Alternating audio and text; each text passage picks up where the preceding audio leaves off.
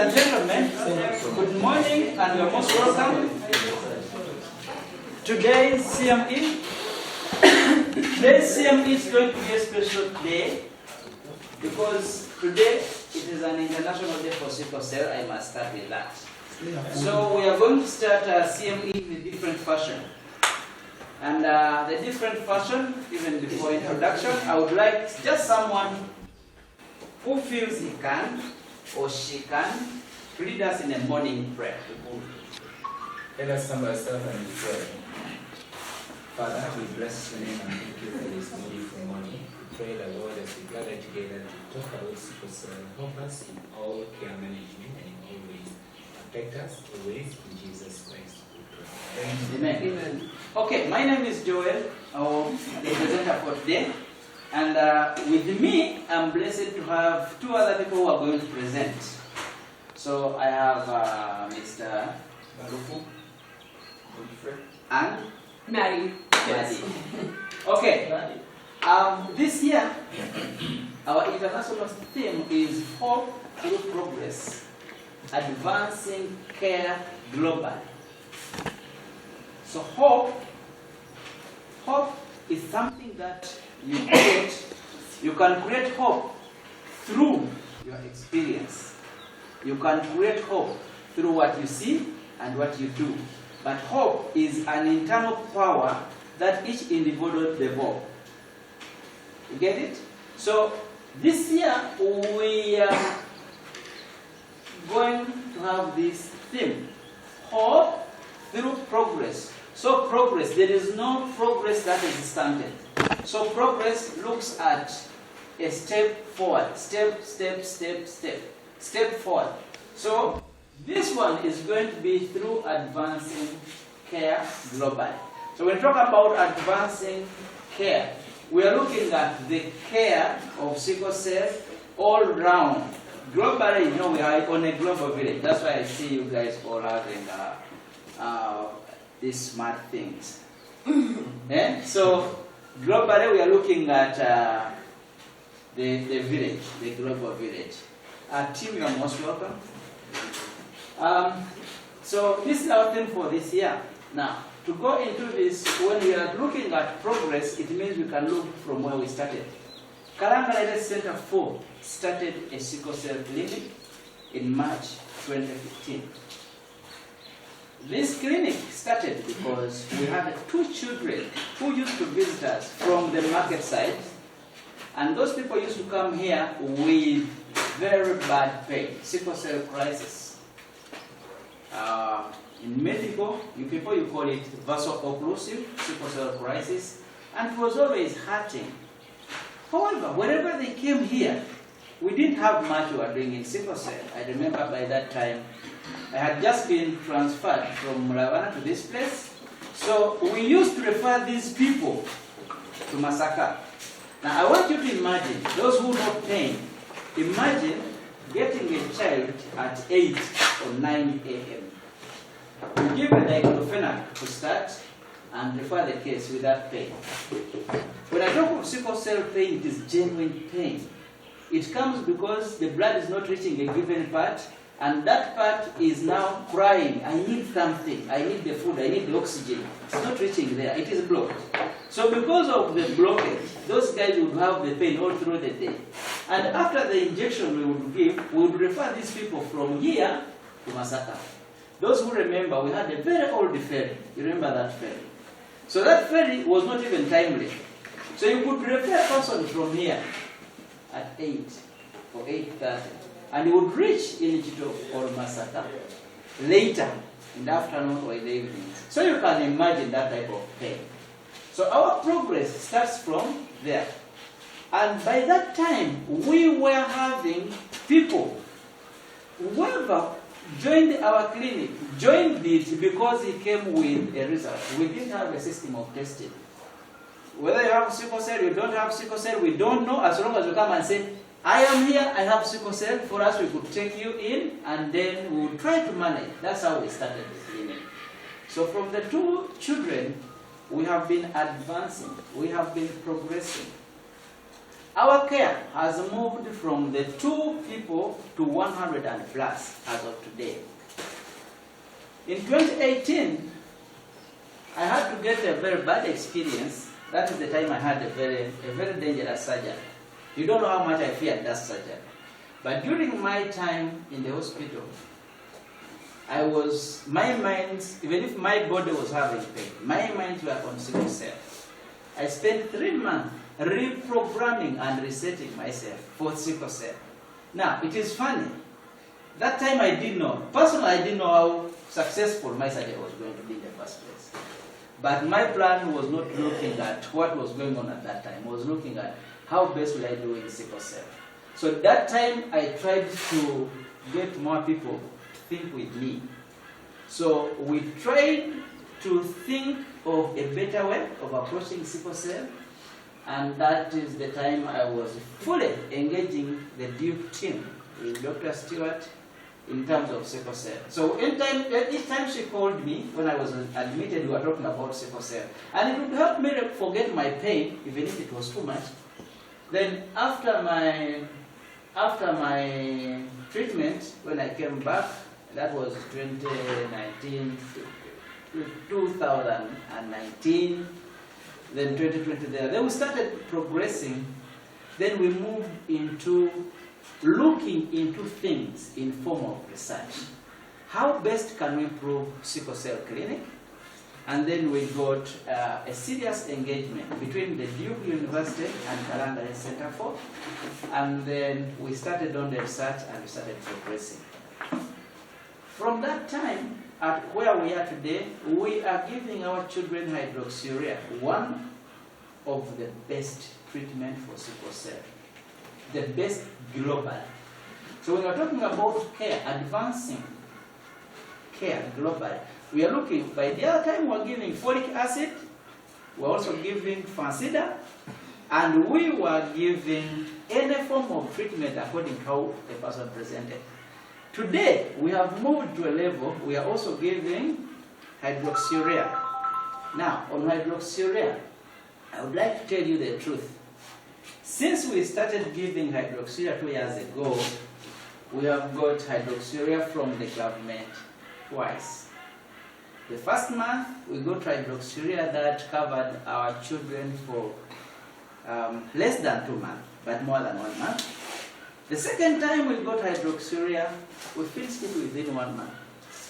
But we have been blessed that since we started the drug up to the present day, our children have not lacked the drugs. So I think we give a clap to whoever has supported the clinic. Thank you so much. Now, when I'm talking of supporting the clinic is there have been different people who have come up and they have given us drugs. And not only giving us drugs. I would like to say I'm so thankful to Kalangala Center for, because for them they have really given in their time. Me, I'm a Rotarian. In Rotary, we value 2 things. We value time. Time. Any time you give us in Rotary is of a value. Another thing, we value support. Any support you give us is of a value. So Kalangala Center for have given us all the time. Now, we are talking of sickle cell. What is sickle cell? Sickle cell is a disease of the blood. And for you to have it, you must have come from the people who are having these genes, the genes that carry sickle cell. Mother and father should have the genes that when they unite here, the child you give birth to may have sickle cell. I'm saying may have sickle cell is because not every person who is carrying a gene will have all the children having sickle cell. You can even have a child who is normal, you can have a child who is a carrier, you can have a child who is having sickle cell. So these sickle cell children are born people in families. Now at this time, I would like to ask one of the colleagues to give you experience. How does it feel to have a child having sickle cell disease? Mr. Baruch. Thank you so much, Mr. Joel, and our colleagues from UP University. I'm Baruch Godfrey Kenge, and I happen to be the person taking care of the sickle cell child. I've been with this child for 16 years, since 2008. And it was only 3 months that I realized the child was having sickle cell. I didn't believe it. I went to various hospitals, Kitovu, Masakari Faro, I went to Mbarara, I went to Mulago. They were all giving me the same answer. The child has sickle cell. Why did I do this? I wanted to rule out all the myths that people were always giving ABCD, as you know, as Africans, you know what happened. Now, as a parent living with a person or having a child with sickle cell, there are many challenges that we normally pass through. Psychosocial, socio-economic, and many others. I actually be brief. I don't want to take much time. One, I realized there is living in denial. Right from the parents and the family members. Adaptability for this is not easy. And when it comes to caregiving, emotional is not easy also.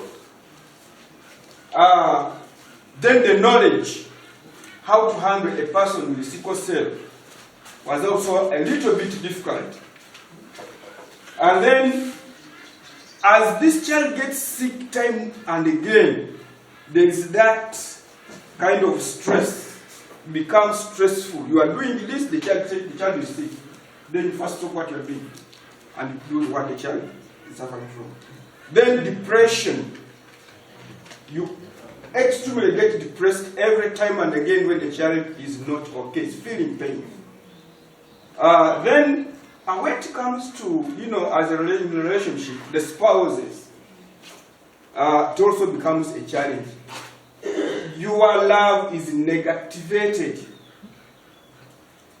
And you live in a blame game. Yet, you are supposed to be all blamed. Because you are both carriers. I also live in that kind of social discrimination. Just like I've mentioned it now, and some people may move out. So you see that they are stigmatizing you. But you have to be open if you want to save life.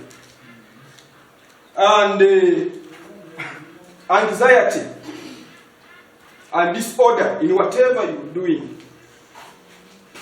And then frustration, your heart, whenever this child is sick. Uncomfortability, living with a sickler. The whole family. In 2021, during COVID, my child got a stroke. I took him to Kitovu. They demanded 1M during the COVID. I have to foot. Because there was no saying you have to move. Movements were not there. For 4 months. Then stigma, I talked about it. Now when it comes to the sickler himself and the family, of course, this, as you know, the standards of schools in modern schools actually, there is that waking up very early in the morning, which is not comfortable to this child. He eventually left school. And even these other children were leaving school because I was living in a situation where there is distance learning. So the one with the children and this sickler, when you take this sickler admitted to the hospital, it means even these ones will not go to school. You have to take the whole family to the hospital. Until he recovers, then you bring them back. So I was changing school accordingly, where it could be favorable. And then, when it comes to socio-economic, that is where the challenge was. That's where the challenge was. That I could not afford to take care of this child, buying the medication, As I've told you, those hospitals that I've mentioned, I did not visit them once. It was time and again because there were referrals. You were in Masaka, they tell you, he got one time, he got a stroke of the eyes. You see the child is just seeing you like this, but tells you, Daddy, I'm not seeing. I'm not seeing. And I took the boy to Masaka Referral Hospital, they were not seeing anything in the eyes. Chitofu, they were not seeing anything. Mulago Hospital, that's when they realized, no, this is a sickle cell. And they told me, do you know what? There is a drug called hydroxyurea. I thought they were going to give it to me free as a donation. Nobody. When they gave me the directive, doctor gave me the directive, go to such and such a pharmacy, you will get the medicine, asking for the price, the cost. I couldn't afford. So I found myself, they gave me almost every month I should go to Mulago Hospital. Then buy hydroxyurea. In that process, I lost my job. I was working, I'm a teacher. I was working in a private school, and it told me, sit down. You cannot manage every time you are off. Now I gave the boy to the, said, no, as a father, let me work. I gave the boy to the mom. She also lost the job, 2019. So we were there. But hydroxyurea has to be bought. And this boy must leave. In 2021, that's when I decided to come here and got a job. Why? The only reason of coming here was to get hydroxyurea for my child.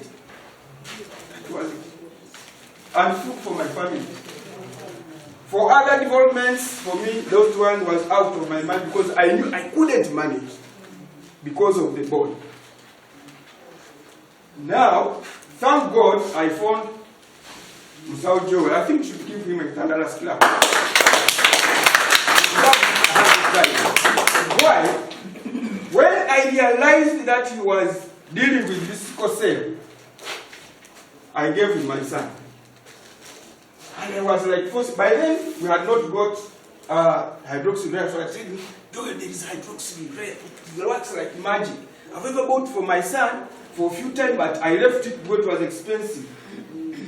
Within, I think, some few months, we got it, lucky enough. And this boy now, since we started him again, we restarted him on hydroxyurea, I can tell you, I've never gone back to the hospital. It's a magic work. Thank you so much. And if you can give support to Joel, hydroxyurea, and we save life. Thank you. I am very sure there are so many guys. That type of hand clap for him. Yeah. I want to thank Baruch so much. You know, Baruch, he tells you that I'm a teacher. This is a secondary school teacher. A secondary school teacher who lost a job because of a child who is having sickle cell. And today here at Kalangala said, what job do you do? Askar. Imagine.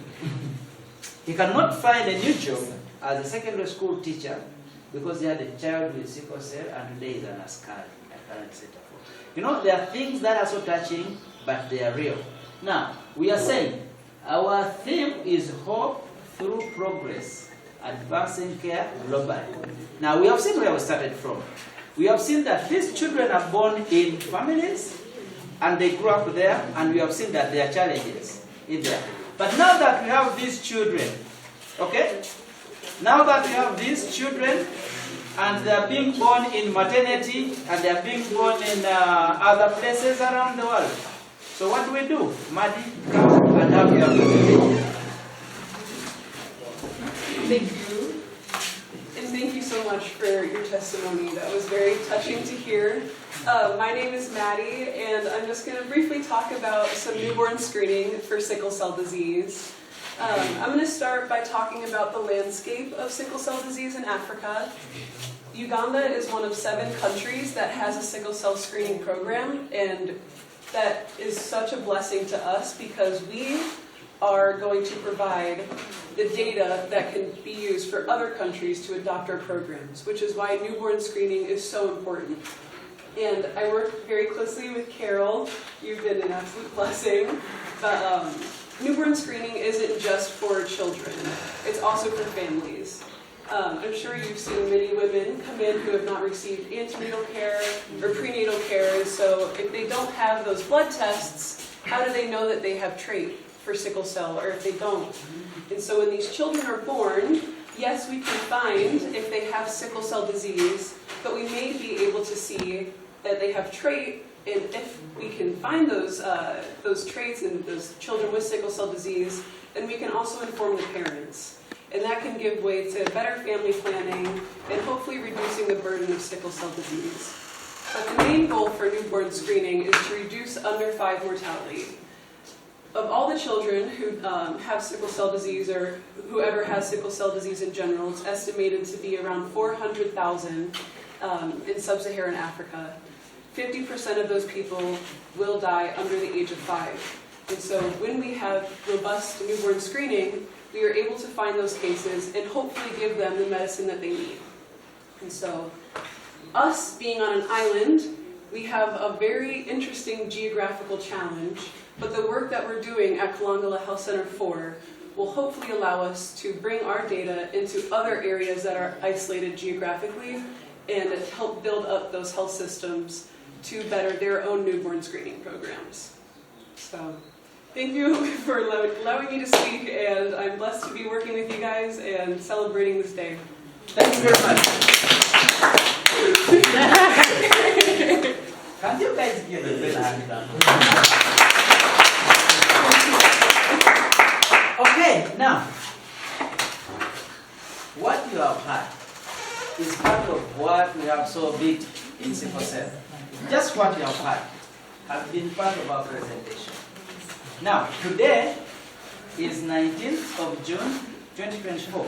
Every year, 19th June, every year, 19th June becomes an international day for sickle cell. And in summary, if I read that, those people who do not want to wear glasses, here, this is how we started. We were with reducing the burden of sickle cell disease in Sese Islands, Kalangala. And we talked about sickle cell. I want you to note these things, that the signs and symptoms, other signs and symptoms, these children have unexplained episodes of anemia. That's very important. If in your community you have anybody having unexplained episodes of anemia, suspect sickle cell.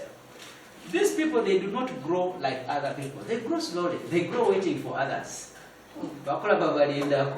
So that's another sign.